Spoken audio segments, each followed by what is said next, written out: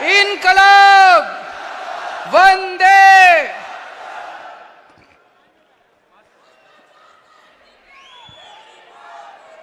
दिल्ली के कोने कोने से आए हुए इतनी भारी संख्या में आम आदमी पार्टी के सभी कार्यकर्ताओं को, सभी पदाधिकारियों को मैं नमस्कार करता हूं। सबको मेरा प्रणाम। बात शुरू करने के पहले वहां पे मैंने अभी देखा डीटीसी के कुछ पेंशन वाले खड़े हुए थे। जरा से खड़े हो जाओ आप लोग। मैंने अभी देखा आप अपना वो लहरा रहे थे। मैं आप सभी बुजुर्गों को, आपके बेटे के समान हूं मैं। आप सभी बुजुर्गों को मैं भरोसा, चिट्ठी की जरूरत ही नहीं है जी, मैं हूं ना, मेरे पे भरोसा रखो, चिट्ठी की जरूरत नहीं है।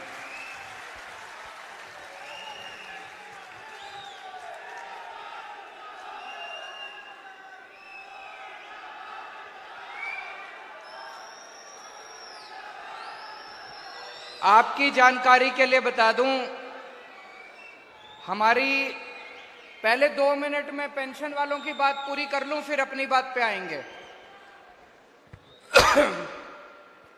डीटीसी के जो पेंशन लेने वाले लोग हैं वो सब बुजुर्ग हैं, रिटायर्ड लोग हैं, उनको पेंशन मिलती है।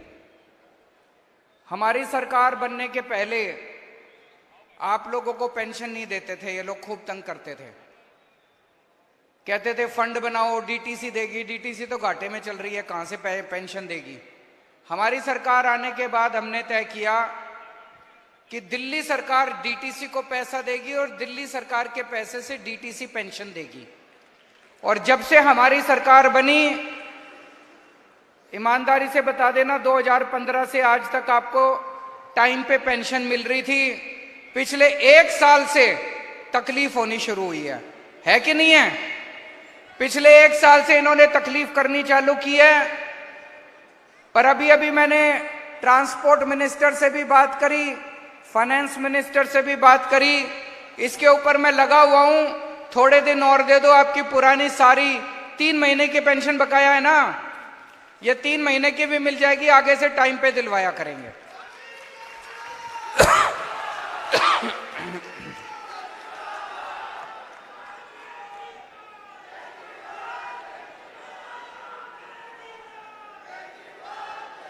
आप जितने कार्यकर्ता आए हुए हैं, पदाधिकारी आए हुए हैं, सबसे पहले मैं आप सब लोगों को बधाई देना चाहता हूं कि आप सब लोग दुनिया की सबसे तेजी से बढ़ती हुई पार्टी का हिस्सा हैं।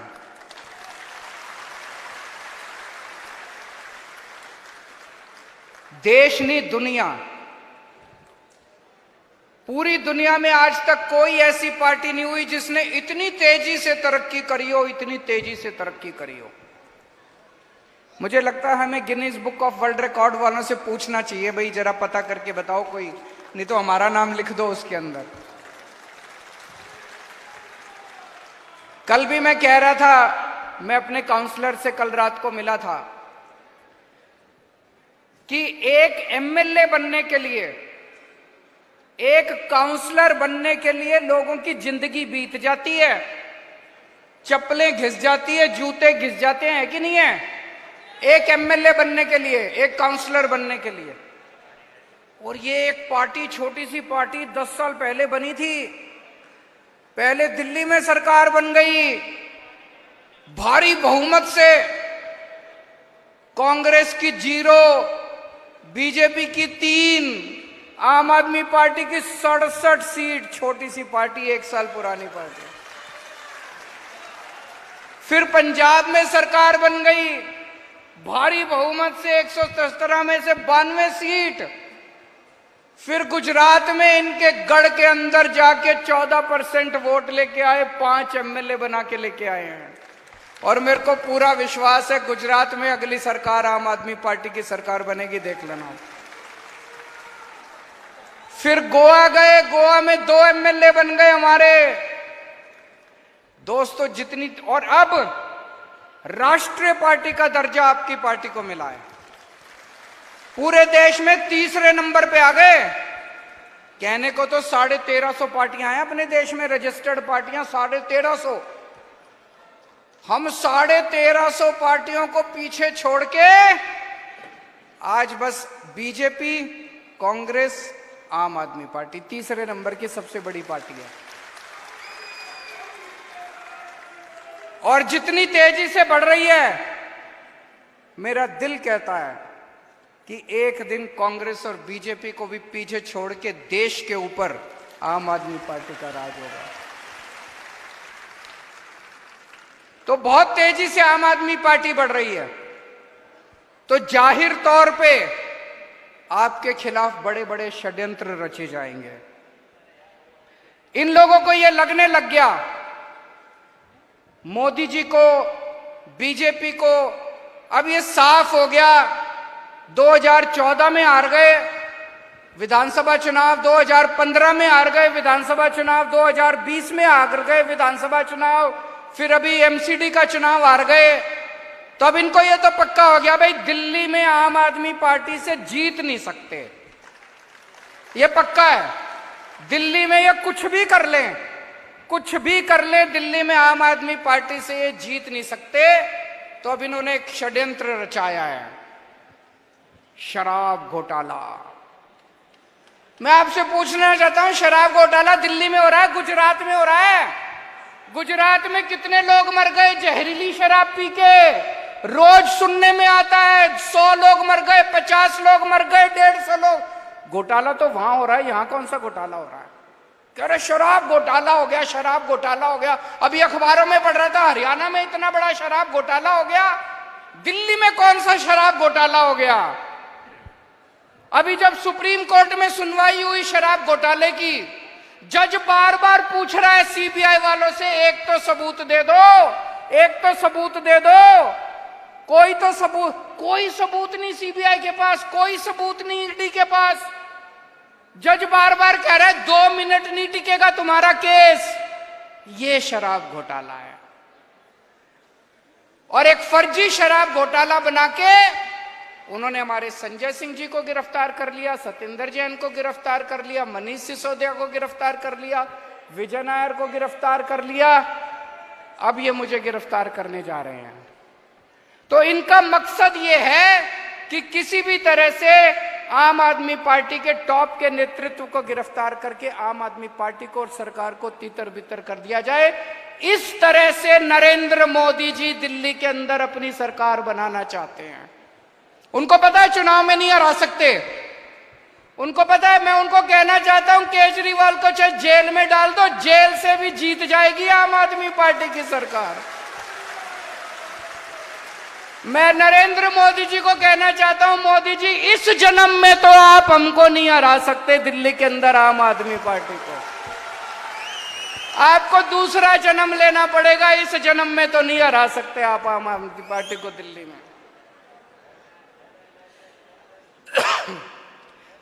इसका सबसे बड़ा कारण क्या है? ये हमें काम में लोग हमारे को क्यों वोट दे रहे हैं, दिल्ली के लोग हमको क्यों वोट दे रहे हैं, पंजाब के लोग हमको क्यों वोट दे रहे हैं, गुजरात के लोग हमको क्यों वोट देने लग गए? केवल काम की वजह से। हम काम करते हैं, जो काम हम करते हैं वो जनता ने आज तक 75 साल में देखा नहीं था। जो काम हमने पहली बार सरकारी स्कूलों को चमका दिया, कभी किसी ने शिक्षा की बात ही नहीं करी राजनीति के अंदर, कभी किसी ने कहा ही नहीं कि हमको वोट दे दो, हम आपके स्कूल बनवा देंगे, कभी किसी ने कहा ही नहीं हमको वोट दे दो, हम आपके इलाज का इंतजाम कर देंगे। स्कूल, अस्पताल, बिजली, पानी, सड़कें, बुजुर्गों की तीर्थ यात्रा, इस तरह का काम कभी किसी ने नहीं देखा था। तो काम में तो ये हमको हरा नहीं सकते। एक भी राज्य नहीं है जहां पे चाहे कांग्रेस हो चाहे बीजेपी हो जिसने हमारे जैसा काम करके दिखाया हो। तो काम में ये हमको हरा नहीं सकते, इसलिए उन्होंने ये पूरा षड्यंत्र रचाया। आपने कभी सोचा कि इतनी तेजी से आम आदमी पार्टी क्यों बढ़ रही है? काम तो कर ही रहे हैं, लेकिन हमारा जो वैल्यू सिस्टम है, आम आदमी पार्टी सच्चाई के रास्ते पे चलती है, ईमानदारी के रास्ते पे चलती है, देशभक्ति के रास्ते पे चलती है। आम आदमी पार्टी इंसानियत के रास्ते पे चलती है। ये हमारा जो वैल्यू सिस्टम है, इसकी वजह से हम इतने अच्छे काम कर रहे हैं और इसकी वजह से आम आदमी पार्टी आगे बढ़ रही है। आज हमारे 4 नेता जेल के अंदर हैं। मनीष सिसोदिया 9 महीने से जेल के अंदर हैं। उनकी धर्मपत्नी को बहुत सीवियर बीमारी है। एक ऐसा शख्स जिसने देश की स्कूल की शिक्षा बदल के रख दी, शिक्षा के अंदर क्रांति लेके आया, उसको इन्होंने जेल में डाल रखा है। सतेंद्र जैन 1 साल जेल के अंदर काट के आए, अभी मेडिकल बेल के ऊपर है। एक ऐसा शख्स जिसने सबका इलाज मुफ्त कर दिया, सबकी बिजली मुफ्त कर दी, वो 1 साल से जेल के अंदर है। उन लोगों ने बहुत बड़ी कुर्बानी करी है, हमारे नेताओं ने बहुत बड़ी कुर्बानी करी है। ये सब नेता, आम आदमी पार्टी के नेता, आप सब लोगों के लिए प्रेरणा स्रोत हैं। उनसे हमें प्रेरणा लेनी है। कभी दिल कमजोर हो जाए, कभी मन में कमजोरी आए, अपने सामने इन सारे आम आदमी पार्टी के नेताओं को रख लेना, जो आज भगत सिंह के रास्ते पे चल के जेल की सलाखों के पीछे देश के लिए लड़ रहे हैं।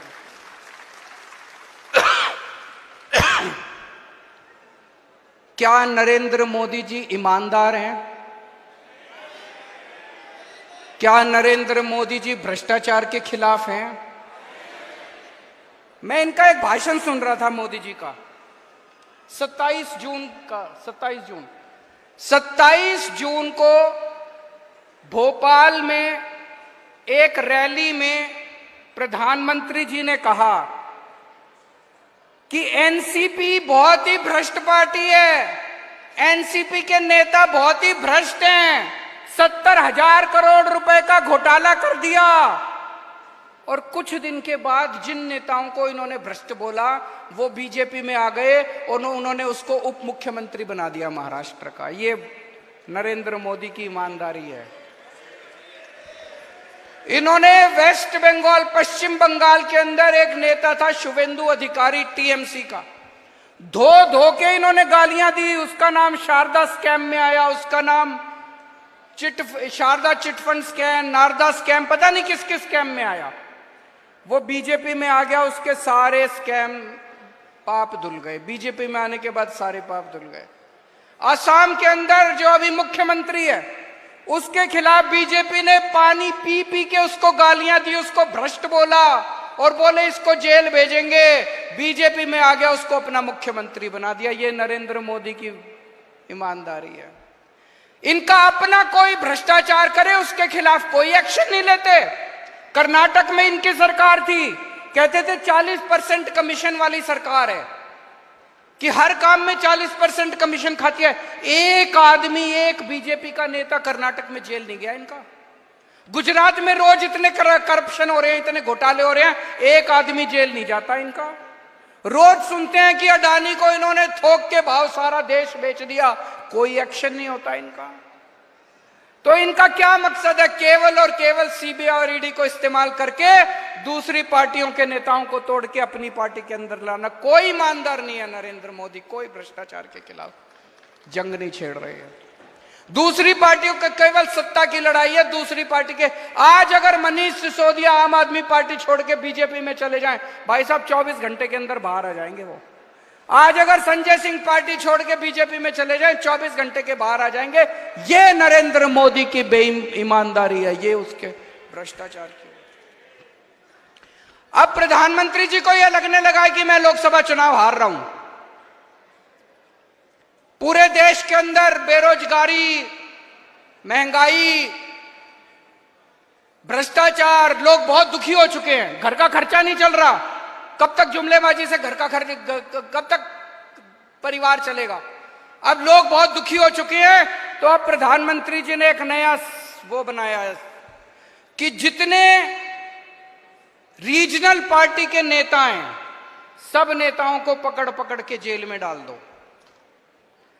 जब रीजनल पार्टी का नेता जेल में जाएगा, चुनाव के पहले उनकी पार्टी के लिए कैंपेनिंग करने वाला कोई नहीं बचेगा और वहां पे बीजेपी स्वीप कर जाएगी चुनाव। तो केवल मेरा नहीं, इन्होंने मेरे को तो जेल में भेजने का प्लान कराई है कि केजरीवाल को जेल में भेज देते हैं। आम आदमी पार्टी चुनाव कैसे करेगी? केजरीवाल प्रचार कैसे करेगा? ममता बनर्जी को प्लान बना रखा है, ममता बनर्जी को जेल में भेज देते हैं, पश्चिम बंगाल में बीजेपी स्वीप कर जाएगी। तेजस्वी यादव का प्लान बना रखा है, तेजस्वी यादव को जेल भेज देते हैं, बिहार में स्वीप कर जाएंगे। हेमंत सोरेन को जेल भेजने का प्लान बना रखा है, हेमंत सोरेन को जेल भेज देते हैं, वहां पे स्वीप कर जाएंगे। अरे मोदी जी शर्म कर लो, ऐसे चुनाव जीतोगे आप, ऐसे चुनाव जीतोगे आप। एक बारी मैं उनको चैलेंज करता हूं, एक बार इन सबको जेल भेज के देखो, बीजेपी का पत्ता साफ ना हो जाए पूरे देश के अंदर।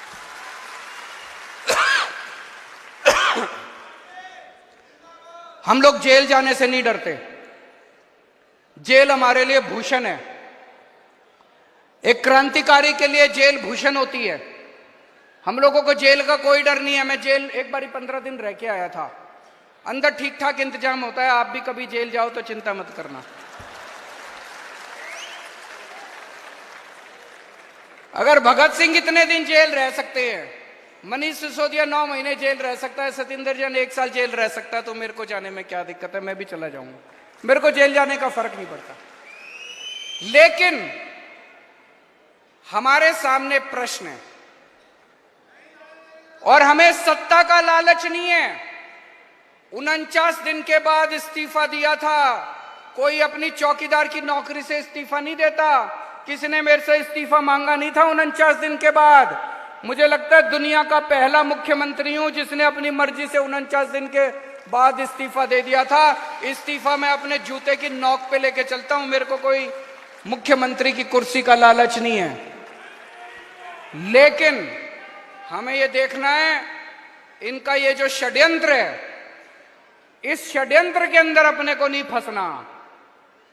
तो मुझे इस्तीफा देना चाहिए या मुझे जेल से सरकार चलानी चाहिए, इस बारे में मैं अलग अलग लोगों से सबसे चर्चा कर रहा हूं।